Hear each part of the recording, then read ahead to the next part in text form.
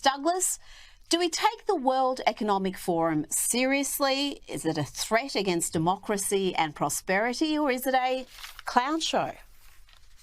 Well, I think it's increasingly become a clown show because in recent years it's become clear that the World Economic Forum likes to hold itself out as this amazing gathering of extraordinary figures who get to think about our collective future. In actual fact, it's become clear over recent years in particular, this really isn't where the real discussion is. I mean, you know, if you're going to set up a forum to discuss the future of the planet, you would, for instance, need people who had different opinions from one another.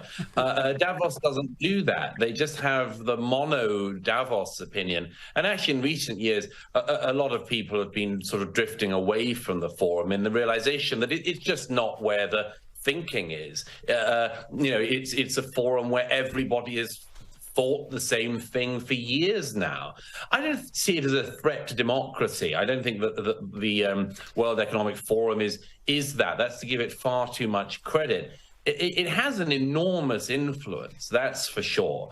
And really it's because there's a sort of groupthink, which, as you well know, Rita, is one of the problems in our politics in all of our countries. You know, you elect a leader of the left or a leader of the right, and effectively you've got the same sort of squishy Davos type. It's a great shame that it has this influence, but I think the influence will keep on being interrupted as more and more people realize that these elites are gathering, having a discussion that's increasingly divorced from the reality that the rest of us live in.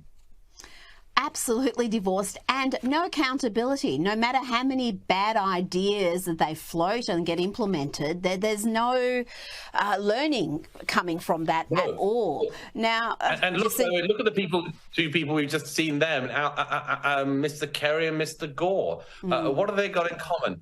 Oh, they were rejected at the ballot box. They were rejected at the ballot box by the American people. So they go to Davos and explain why. I mean, America isn't a big enough canvas for them. They've got to do the planet. I think they both lost to George W., didn't they? That's something else they share in common.